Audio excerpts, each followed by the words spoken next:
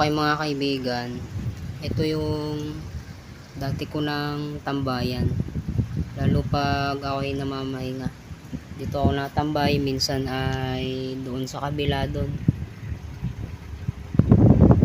Tsaka minsan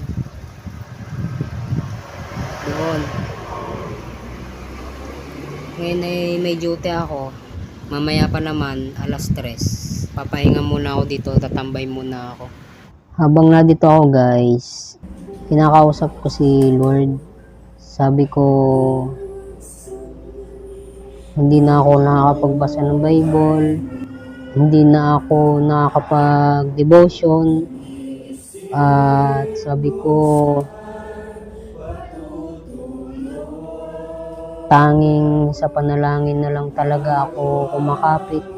At ang isa pa, itong balikat ko, madalas din minsan sumasakit. Akala ko ngalay lang. Pag nangimay na, talagang napapaaray na ako. Alam nyo guys, nung una-una pa,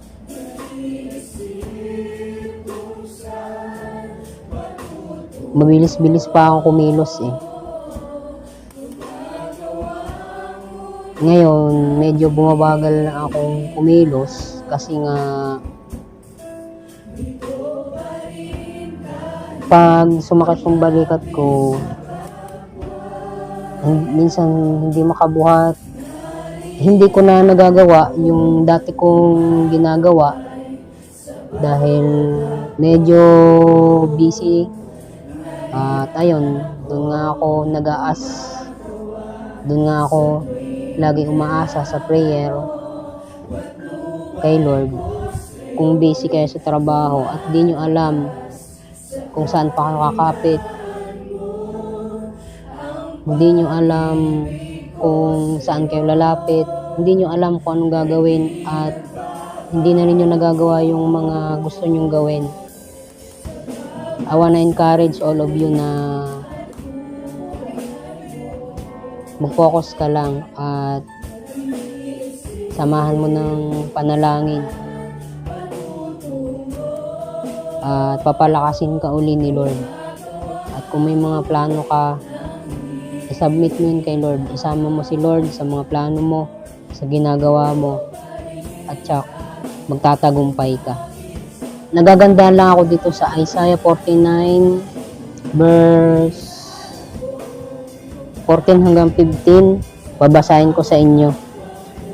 But Zion said, "The Lord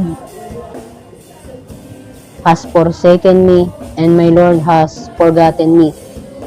Verse 15, "Can a woman forget her nursing child and not have compassion on the son of her womb?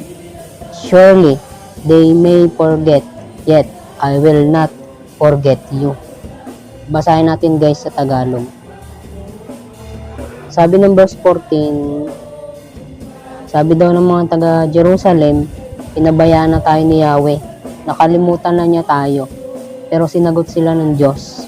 Ang sagot ni Yahweh, malilimot kaya ng ina ang sarili niyang anak? Hindi kaya niya mahalin ang sanggol niyang iniluwal? Kung mayroon mang inang lumilimot sa kanyang anak, hindi ko kayo kakalimutan kahit sandali. Okay guys, ayon. Sabi ng Bible, hindi daw tayo niya kakalimutan. Hindi daw tayo kakalimutan ng Diyos. Ang magandang gawin lang natin, tumawag, magtiwala sa Kanya, laging manalangin. Kung hindi mo na nagagawa yung gusto mong gawin, lagi mong isipin na mag-focus ka lang at kung bakit mo ba ito ginagawa at kung para kanino mo ba ito ginagawa. And naalala ko yung sinabi ng Bible na sabi ng 1 Corinto 10:31 guys, kaya nga kung kayo'y kumakain, umiinom, ano man ang ginagawa ninyo ay gawin ninyo para sa Panginoon. Okay, Yun yung susi para magpatuloy ka sa ginagawa mo, para magpatuloy ka sa mga plano mo. Na kahit napapagod ka na, kahit sumusuko na yung katawan mo. Kasi pag pagod ka na, sumusuko na talaga yung katawan mo, ayaw mo nang kumilos. Pero dahil kasama mo ang Diyos, kikilos ka talaga. At papalakasin ka niya. At ibe-bless ka ng Diyos.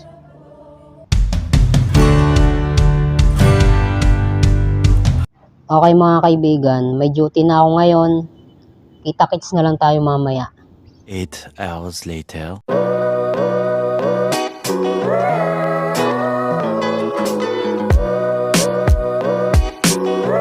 Okay mga kaibigan, bali kami na lang ang mga nandito pa.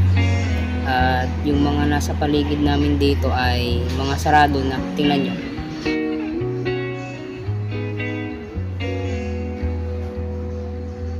Okay, 11:30 na mahigit at nagpapacheck na lang kami ng station at pauwi na kami.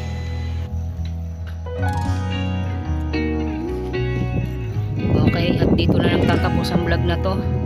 Peace out and God bless.